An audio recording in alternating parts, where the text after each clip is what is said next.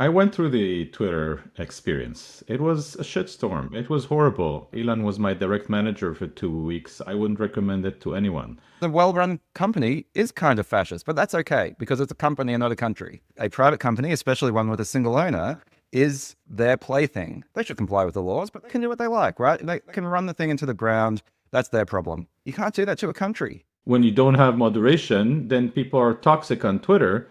When you don't have a government service, people die. You're listening to the Startup Podcast.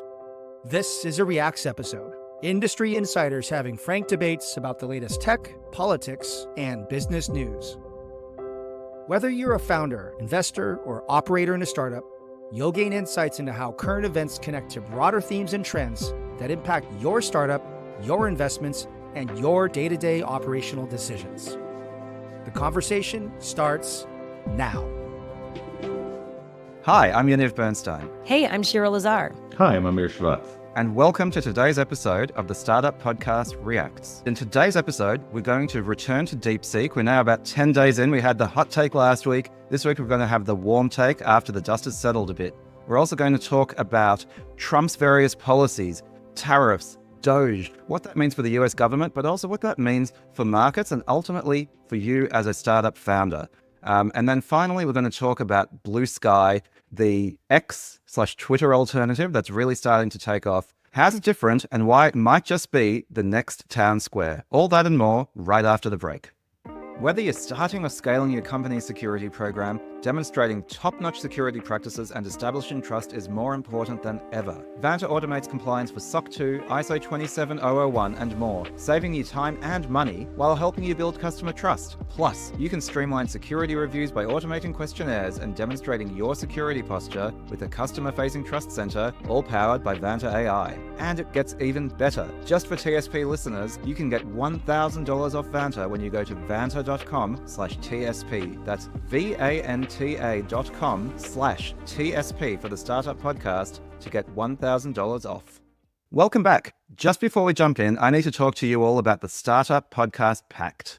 Now, this podcast is free, but it's not free to make, and we really do this to reach as many people as possible. That gives us the most impact, the best guests, the sponsors that allow us to keep going. And for all of this value that we hope you're getting, we only ask one thing in return, and that is that you help us spread the word and feed the algorithms by making sure that you follow us in your listening apps such as Spotify, give us a rating and review on Spotify, Apple Podcasts, or wherever you listen to us, that you follow us on YouTube and give us a shout out on LinkedIn or wherever it is that you have your audience. Thanks so much for your support, and thanks to everyone who's already done this. Okay, now on with the show. So the first thing we wanted to talk about today is DeepSeek. Chris and I did talk about it in last week's episode, but that was a hot take. We're now about 10 days in. The dust has started to settle. I think we can actually do a bit of a warm take on where things are at. So, I guess there's sort of two things that I've noticed, and then folks, if you want to jump in. First is that the markets have largely shrugged it off. NVIDIA fell a lot when the hype sort of built up, and Microsoft and the rest to a lesser extent. They've largely recovered or at least stabilized. And then the other, I think, in some sense, more interesting thing is OpenAI has actually been forced into reaction by this. So first of all, they've released O3 Mini, and they released it with its chain of reasoning, which originally they weren't going to do, but DeepSeek R1 does that, and so they decided to compete. And then Sam Altman actually said that he was considering releasing some of the OpenAI models open source. DeepSeek, of course, released their models open source, and said he's starting to think that OpenAI might be on the wrong side of history by keeping their models closed source. So what are our thoughts on all this? I just feel like, why does it take crisis for these things to happen? I mean, I appreciate, I guess, him responding in some way and like taking some responsibility. I think one of the ironic parts of this and twists is OpenAI and Sam complaining, or it seems like, the overall energy of complaining how DeepSeek is stealing from them when they've been stealing from content publishers and all that. And that's been a big thing in the entertainment industry, stealing content and like the whole tension between publishers and media and these lawsuits happening. It's like the pot calling the kettle black. The irony is delicious. And I talked about that in my newsletter. Check it out. So I thought that was somewhat comical. And then also what's coming out now is this whole thing. Did DeepSeek actually build itself for 6 million? Was it really 500 million? I thought that was also a bit in the air, which was interesting to come out because all of this was such just a big press hit that created so much reaction across the industry. And of course, it's not the full story all the time, which also goes back to how we respond to these things and how quickly it can create some real world impact. And I think we should all watch out for that in some ways, but it is what it is. I wrote on social that I think DeepSeek was a very big hit for VCs that invested in foundational models. If you're an investor in OpenAI, if you're an investor in Anthropics, then this is a competition for you. But as a user of AI, I love competition. Bring it more. I want AI from Vietnam. I want AI from India. I want AI from everywhere because I want this commodity to have competition. And I think that's, for a developer, for all the startups that are using AI, what's called the wrappers, this is great news because now they have alternatives. I don't mind if Sam Altman is dragged to do the right thing as long as he's doing the right thing. From my perspective, bring on more DeepSeeks around the world. I mean, that's just sort of old school capitalism, right? It's like competition is good. Competition drives innovation and it drives, faster movement. And I think OpenAI's reactions are exactly that.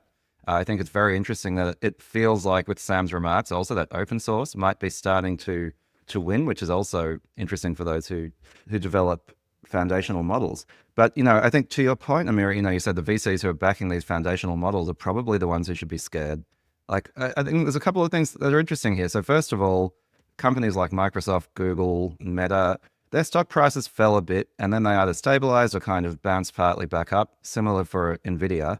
And also, OpenAI have basically announced a new raise backed by SoftBank at a $370 billion valuation. That's with a B.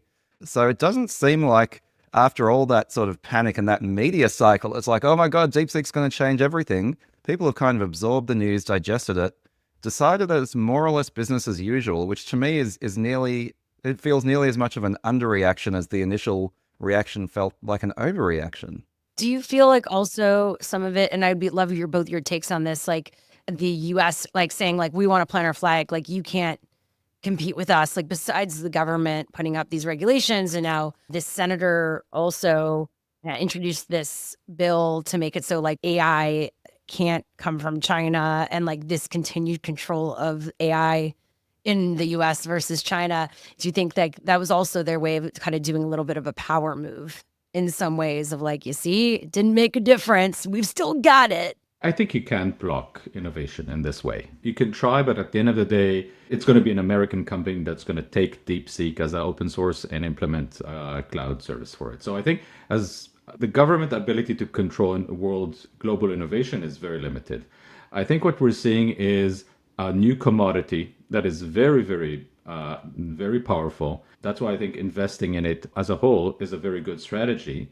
And what we're seeing is more competition coming from all over the world, which is only reasonable and at the end of the day, good for everyone, even for Microsoft and Google, because it could be that the next wave of innovation, not LLMs, but the next thing that is definitely needed will come from somewhere else. I have a question for both of you guys about national security, that issue. That continues to be a big thing, specifically coming from China.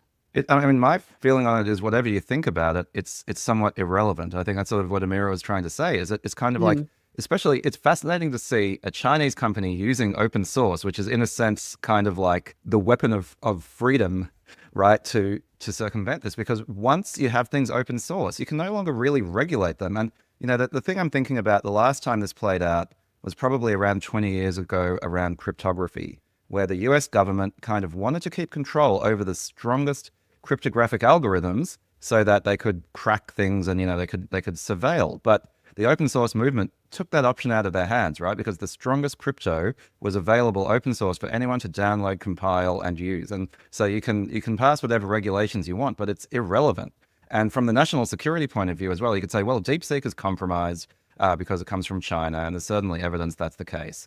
But because all of their methodologies are open source, now someone in the US, or to Amir's point, someone in India, in Kenya, wherever, can take those techniques and build their own DeepSeek-like model without those Chinese biases, or, you know, to put a slightly more cynical point on it, with their own biases that they choose to input into it. So like open source is really good at taking genies out of bottles, and that's sort of what DeepSeek seems to have done here. I'm very worried about a service coming from China. I'm very not worried about code coming from China, open source code, because exactly what Yaniv said, like if we could have a Denmark-based company that reviews the code, says, hey, it's legit, we added some modification, now we're hosting it, we're the data sovereigns of it. I wouldn't trust a data sovereignty of China. I think a service, I told my friends not to download the app itself. But the code that runs the AI is very solid, and we could run it in the US and compete with OpenAI. And if you want, the three of us could raise a lot of money doing that. That's wonderful. That's exactly what the market needs to do. So before we move on from this DeepSeek situation, do we think OpenAI at $370 billion, given what's just happened, do we think that's overvalued? I mean, for context, like how much was Nvidia valued for? How much is Meta or Facebook when it was popping? And well, those guys are in the trillions, right? But I think 370 billion makes OpenAI the 15th most valuable company on Earth. I think it's unreasonably priced, but everything is unreasonably priced. Everything is hyped now. We have lost the path of reasonably pricing something based on income, based on logic, based on anything. We're pricing it based on a dream. And the dream that OpenAI has is worth even more than what they're valued. Because if they have general AI, they will change the world. So I guess it's a bet of like, how much do you believe in their crazy ass dream? And there's not a lot of any other data to prove any other thesis. would it also be based on users? Would it be like it's vision, it's innovation, proprietary tech users? No. Just vision. We're going to have GAI, general AI, that will be able to do everything. That is the bet. Yeah. All the rest is like marginal. I mean, I just think in the context of DeepSeek, what's interesting is how quickly people shrugged off. Like I said, there was this sort of news cycle of like AI as a like foundation model business, to your point, Amir, is, if not doomed, has been largely devalued because suddenly we're playing in a commodity space. And it just feels that within a week, without really, I mean, markets don't have to explain themselves, but without a really good explanation, the markets have been like, actually, never mind, business as usual. We're still going to assume that AI value will accrue massively to those who are building those foundational models.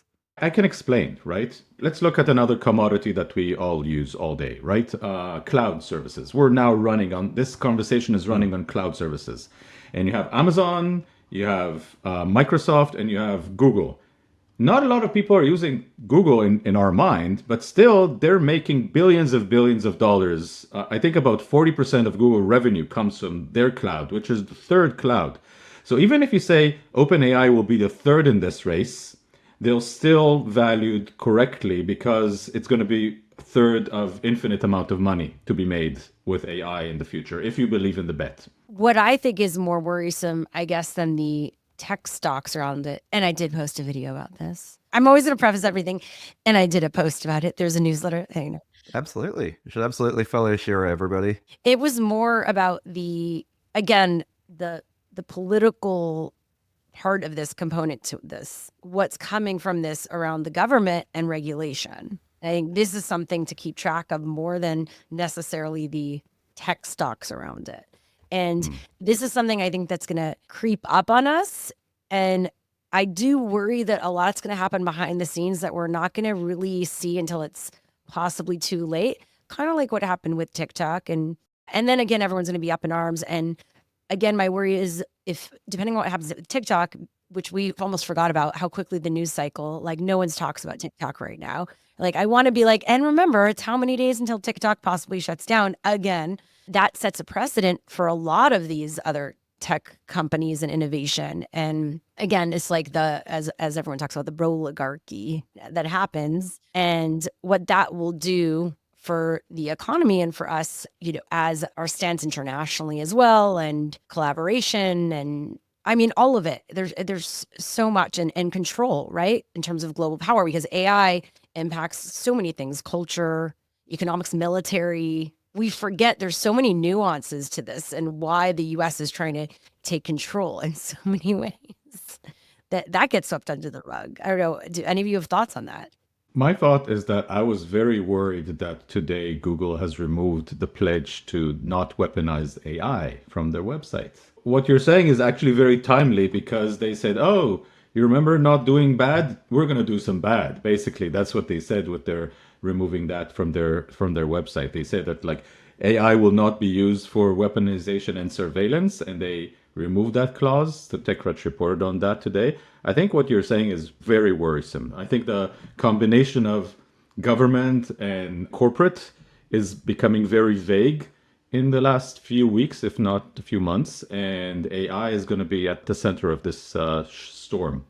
Yeah, it's really hard not to talk about politics in this context, right? But yes, I think the mood has completely changed, and I think the administration in the US in particular is really about just maximizing untrammeled power. It's not about balances or anything like that. And so it's like, of course, AI is very powerful militarily, and also I think there's a legitimate argument to be made that, well, it is sort of an arms race, and if there's an arms race, you kind of have to participate in it, which is that unfortunate dynamic where you end up with things like nuclear weapons because you're worried that someone else is going to get them.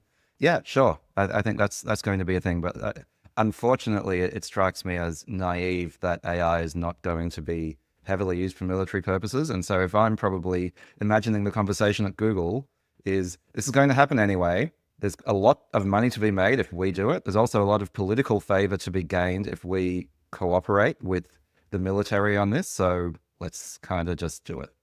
And it's probably the right commercial decision. I have a question because I was just thinking about other moments in tech. So many of the big companies, I was thinking of Samsung. I don't know, there's others. I feel like you go to CES and there's so many big tech companies that we all use that are leaders that are not based in the US. And why has that not been an issue? I guess as a consumer, I think about consumer technology, right? And how so much of it isn't from the US. I mean, there was Apple and there's everyone else, and so many things were not from the US. I feel like now we're hearing more and more publicly that like, if this is not from the US, there's an issue. Like, obviously, if it's from a foreign adversary, this, that, and like keeping things here. Like, when did that start? And I feel like it wasn't such a big deal in the past to have a tech and a huge company that was worth a huge amount that we were all like using, not being from here. If you were security minded, Yeah. it was always an issue. Okay. So like if you were security minded, you wanted a system that was safe and secure. By the way, you didn't trust the US government more than you would trust any other government for that. So you would build your own. A lot of my like security minded friends have their own Android with their own version. So, but that's super geeky. Yeah, exactly. We've started learning about this in media when it became the political thing to do. Because Trump is driving separatism, so now it's cool to talk about technology not from the US. Just like it's cool to talk about energy not coming from the US or anything not coming from the US, right?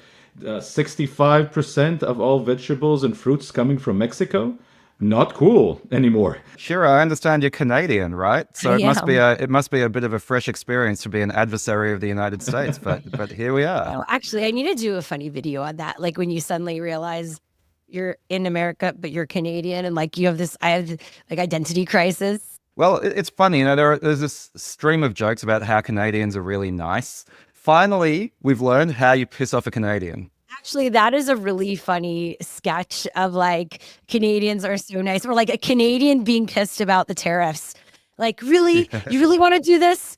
Like us trying to be angry and mad, taking down American products off the shelves. You know what? I think given that we're talking about this stuff already, maybe it's a good segue to talk a little bit about a couple of the new Trump policies, and to try to not just make it purely political, to talk about some of the second order effects, impact on tech and on startups. So the first of these is, of course, the tariffs threatened and imposed on Mexico, Canada, China, and, with the more threatened on countries like Denmark and the entire European Union and goodness knows who else. So, I don't think tariffs will have much of a first order effect on tech, but I think the sort of the chain of causality here, and then I'd be interested in your thoughts in terms of how this might impact startups, is tariffs lead to higher prices, no matter what Donald Trump says, right?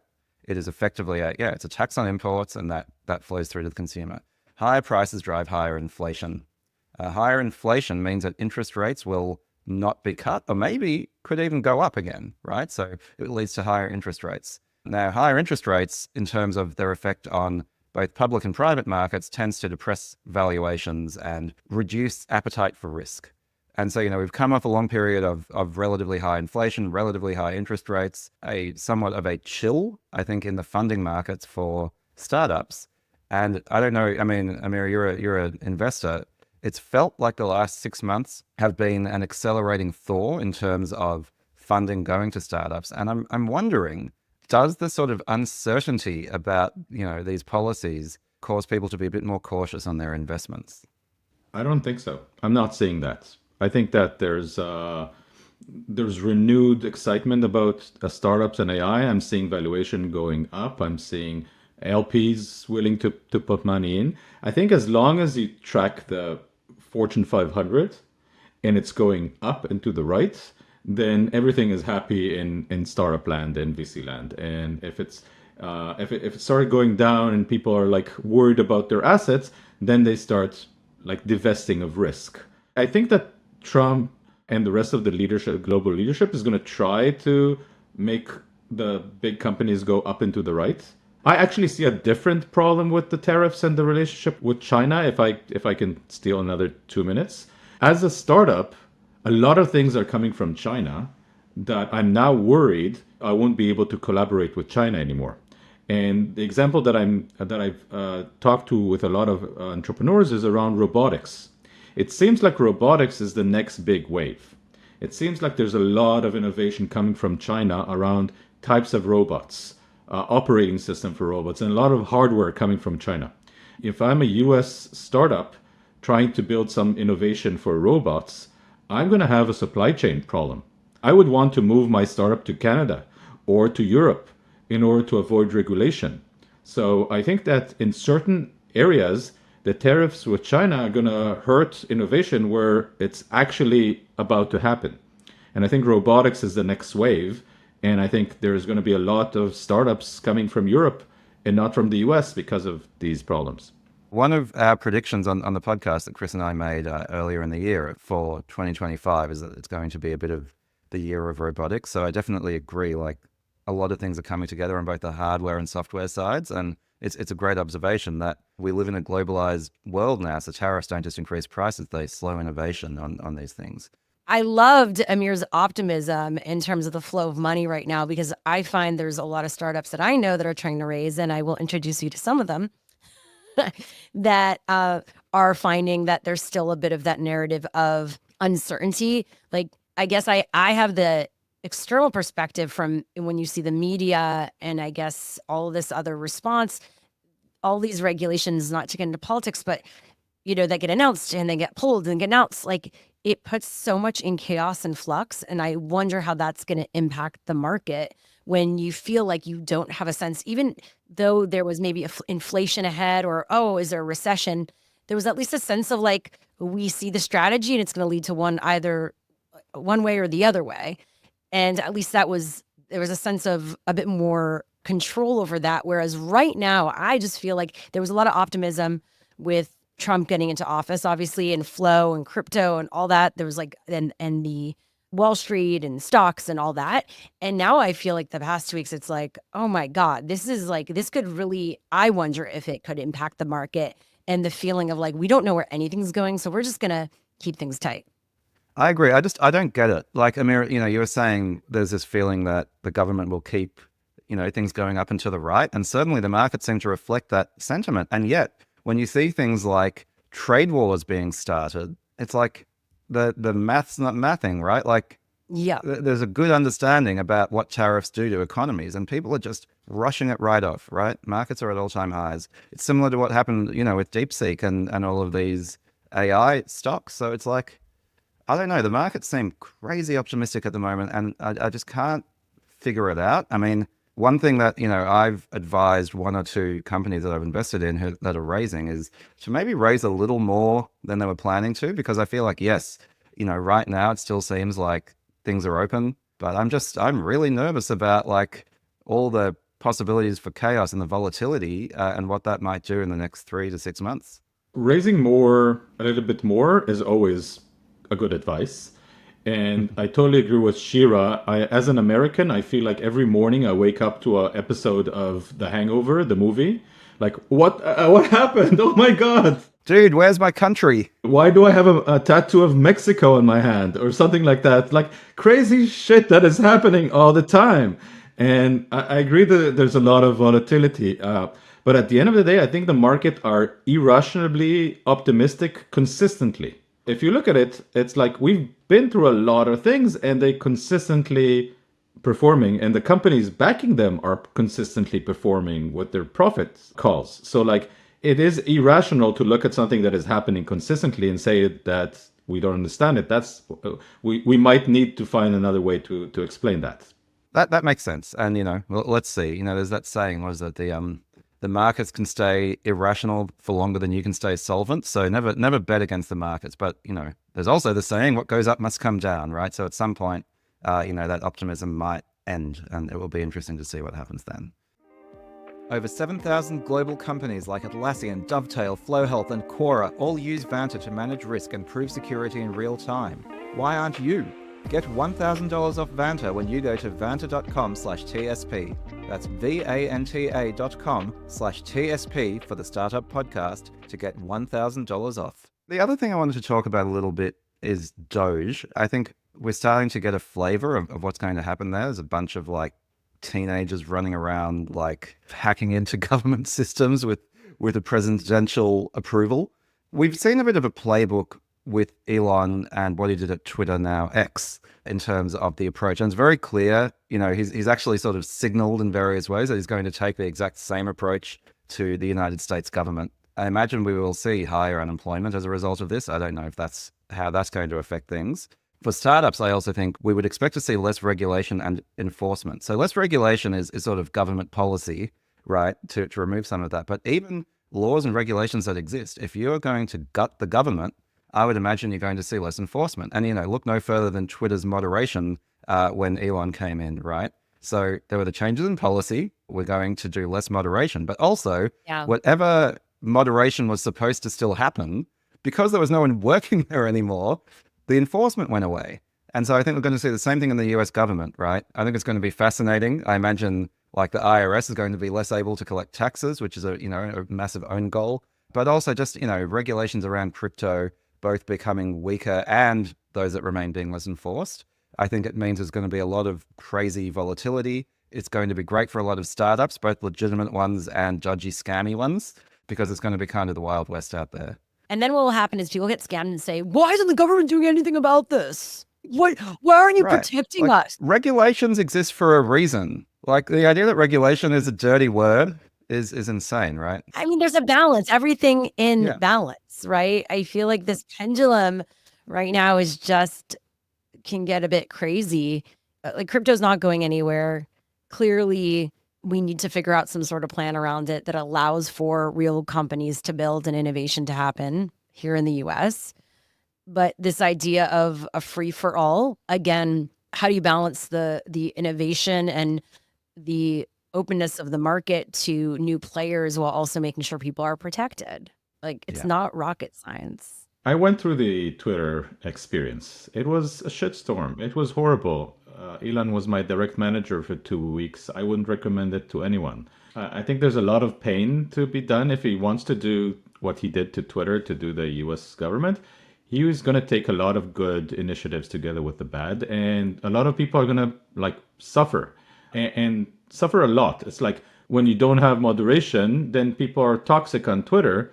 When you don't have a government service, people die, or people don't get the treatment that they need, or people don't get the justice that they deserve. And by the way, that's already happening. It's already happening, right? So I've been somewhat following the shitstorm over at USAID, which is the foreign aid branch of the US government, which has effectively been shut down. And there are already hospitals and malaria clinics and stuff in developing countries that have just shut down. So I imagine the death toll from this is already non-zero and is only going 100%. To go up. And, it's really awful to see. And the person who is running all this has not been elected, right? He's been, and he's not a member of any official government organization. and he has government contracts. So his fiduciary duty is not to the United States of America. So like there's so much bad things that are happening here. The problem is that we need checks and balances. And right now we don't have the checks and balances. We have very little checks and balances. If you look at the valuation of Twitter, it's been demolished, right? They can't meet their targets with ads. They can't meet their user engagement. Everybody's complaining about toxicity. This is not the US we want. That's a very bad outcome for the US if it turns into Twitter after Elon. Well, tell us a little bit more about that, because, I love to make use of your inside experience. Like, how might we expect things to unfold from here? We've had that first taste of what Doge is going to look like. How do you think the government is going to be changed by this? What I don't know is how much legal action could be taken to stop him. But let's say he's unchecked completely. He's going to do the same playbook. He's going to take office after office and cut 70 to 80% of the people in all the offices. And all the offices that are anywhere in helping globally or anything like USAID and anything like that will be cut 100%. So total separatism, deglobalization, and all in the pretense of making the government lean again. So a lot of fat is going to be cut off, but also a lot of vital organs. And that's okay when a company goes from $42 billion to $7 billion. But when a country it happens to that's not okay. Hopefully, my hope is that the regulator is going to wake up and there's going to be a few court orders and things are going to be blocked, like in the same way we saw last week with some of the birthright actions that were blocked by the federal court. loans also. But like the injury and what happens in the interim when these things happen, that causes major chaos. This isn't leadership. I know we don't want to get into politics, but like when you're dealing with a company of X size and then a country with global implications, it's a different thing. Like there should be classes on this from like company to country. They're not the same thing. They're not the same thing. No. But a huge number of people don't seem to realize that. And, there's a sentiment that you see a lot on social media. It's like what the government needs is successful entrepreneurs who know how to get things done. And it's like, it's a different skill set and it's a different mindset. So that's why they call it public service. A lot of these people actually don't, in the future as they grow and become more famous, book deals, this, that, like Obama, but like they go into it as a public service because a lot of it is thinking not just about yourself and the money you're going to make. And it's not like all of them are so pure and innocent, let's be clear, but you need to be thinking about public service and public policy differently. That's why there are different approaches in school. I mean, I do think there's a sense of understanding innovation and business this day and age, as well as these companies and revolutions that are happening and movements that are happening, how you implement that into a country, which is why, understanding AI, understanding tech and all that is so important. Social media, where this is heading. But let me take the other side of this, the devil's advocate position, as it were. Like there are a lot of people, some of whom might be still listeners to this podcast, or they may have unsubscribed and discussed by now, who are like, Elon is a genius, and not only is he a genius, but what he did at Twitter was a genius. And there were all these predictions that when he cut 80% of the workforce, that it would stop working, that, the whole system would collapse irretrievably. And they point to X.com and say, hey, look, it's still running. People still use it. So that just proves that he did an incredible job. And he's going to do the same thing with the US government. So what do we say to that? I say that systems like Twitter are built to be up without human involvement. If you take most services, if you cut 70% of Google, if you cut 70% of Facebook, if you cut 70% of all your favorite services, they will still be maintained. The question is, what do you lose? You lose your future. You lose the ability for accountability. You lose the ability to work with compliance. Like Twitter is definitely not compliant with the US law or European law, right? So they're just ignoring it, and it's okay from them. It's okay. So I think you lose a lot when you fire a lot of people.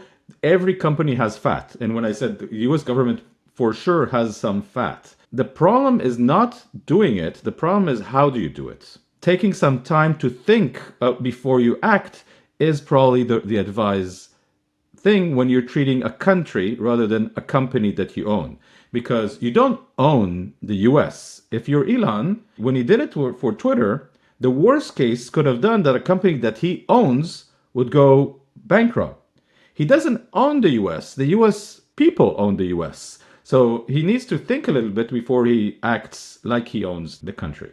No one's debating that he's not brilliant and hasn't created amazing things, right? I think that we need to separate those two, is that someone like him giving his insights on things could be interesting as an entrepreneur from the industries he's impacted, being on an advisory group, but the level of how he is putting his fingers in, you know what I mean? And like in the trenches at this level is starting to become, I think, just out of control and almost inappropriate.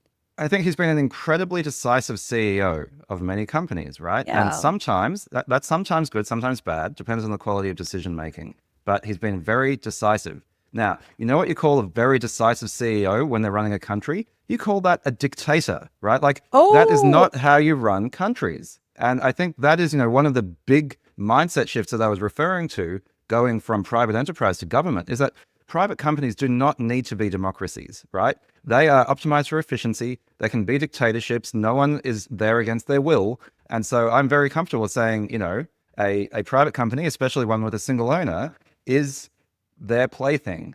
They should comply with the laws, but they can do what they like, right? They can run the thing into the ground. That's their problem. You can't do that to a country. And it's so dangerous. And that's why putting a lot of these tech bros in to run the country looks a lot like fascism, because a well-run company is kind of fascist, but that's okay because it's a company and not a country. Yeah. And also I feel like we forget just because we can do something doesn't mean we should. A lot of times it's like, oh, why don't we do that? All right, we can do all, but should we? And also like, let's think about the domino effect of this action. I feel like there's no sense of the domino effect. It's just like, we're so thinking like tunnel vision right now, and it's irresponsible. That's personally how I feel. It's definitely an experiment in humanity that I didn't opt in for. So exactly. So this is maybe a good segue to what I think is our final topic, which is, we've talked about Elon, we've talked about X and its toxicity, and there is a somewhat new social network in town, Bluesky. And what's definitely interesting is that it's starting to inflect and really gain a lot of traction. And, it's in some senses a Twitter clone, but in other senses it's not. And Amir, I think you've got a disclosure to make here, but also that makes you the perfect person to tell us a little bit more about what's happening at Bluesky. Yeah, so I'm a two-time investor in Bluesky. I invested in the first round and in the second round, and I love the team. They're awesome, and they're actually what you call the Twitter clone is actually a much healthier version of a public conversation.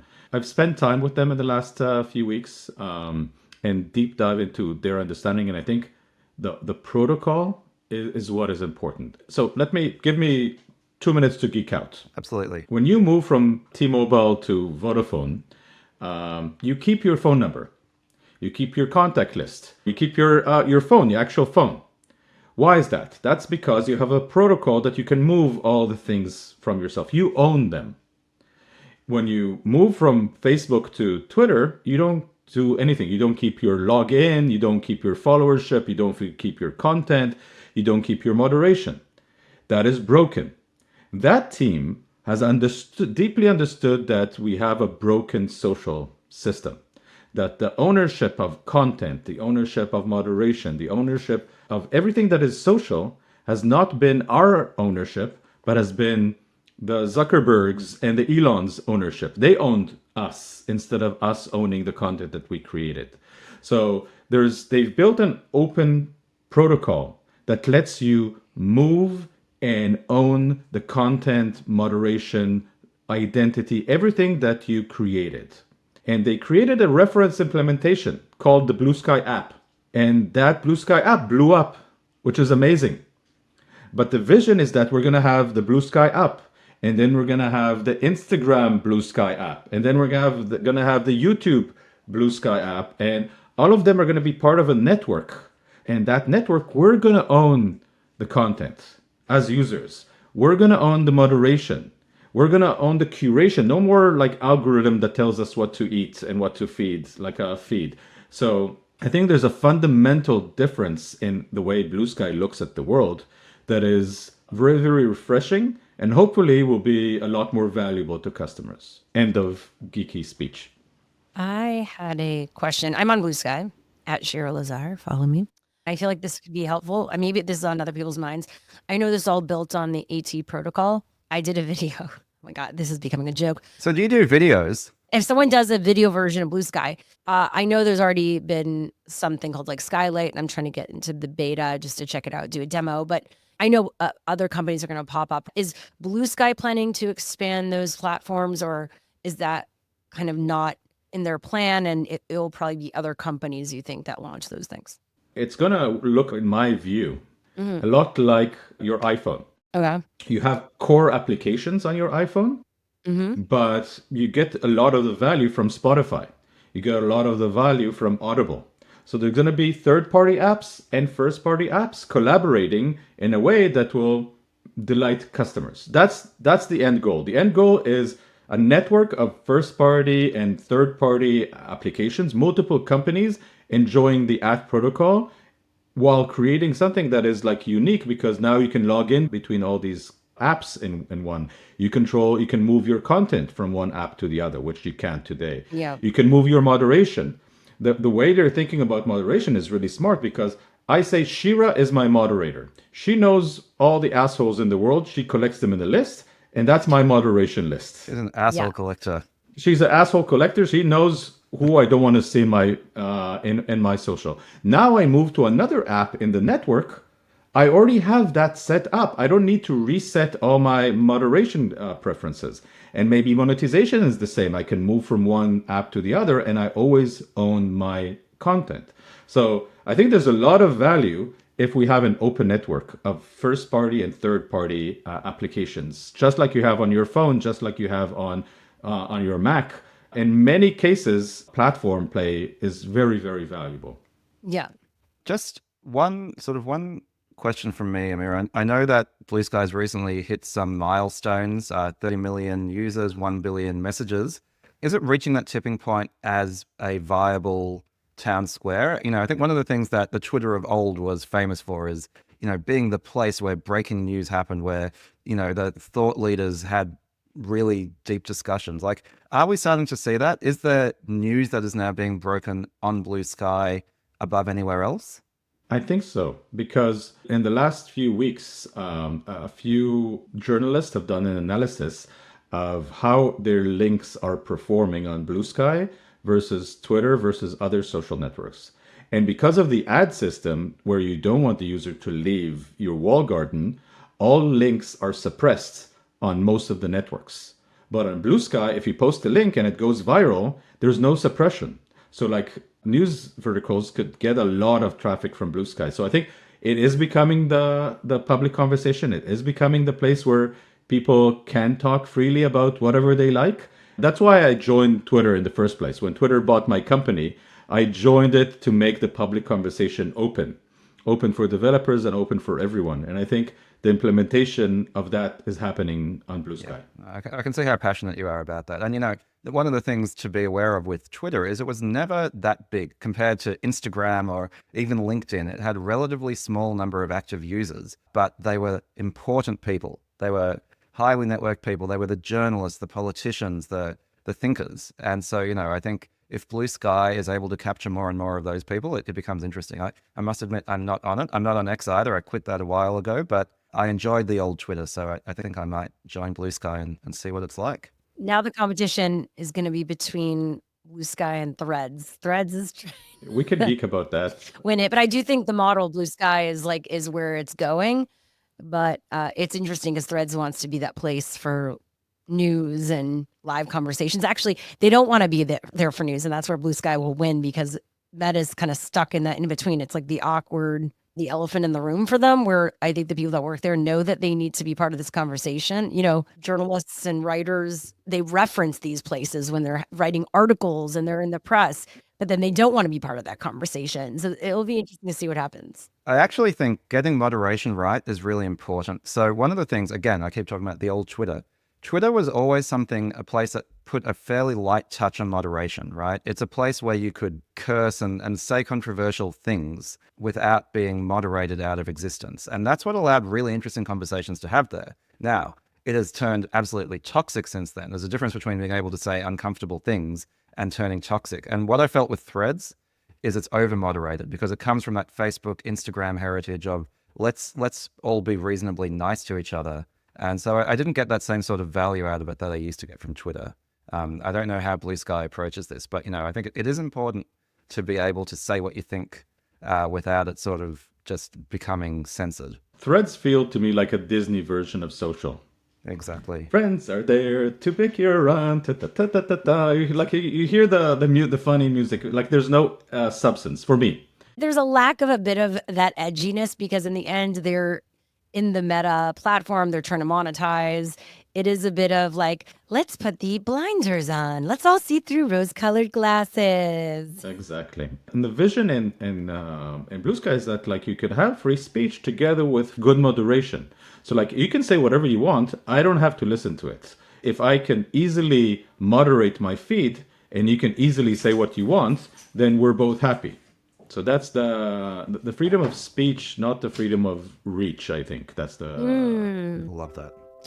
Like that. All right, folks. So I think that's probably a good place to wrap up and a perfect segue to tell us where you can be found on the internet. So first of all, Amir, where can people find you? So I'm a Bluesky at amir.blue, and Shira, I just followed you. I'm also on LinkedIn and other social networks, so feel free to follow me and ping me. And Shira, I hear you make videos. Tell us more about where they can be found. I know I do videos, newsletters, posts at Shira Lazar everywhere. And then that's where you can find my daily posts and insights about digital culture, the creator economy, AI, emerging tech, all that fun stuff. And then also my weekly newsletter called The Alpha. So just follow me there at Shira Lazar and then link in my bio to my newsletter. It's all great stuff. I recommend you do that, folks. And yep, I'm mostly on LinkedIn trying to make it a little bit less boring, but maybe soon I will be on Bluesky. Watch this space.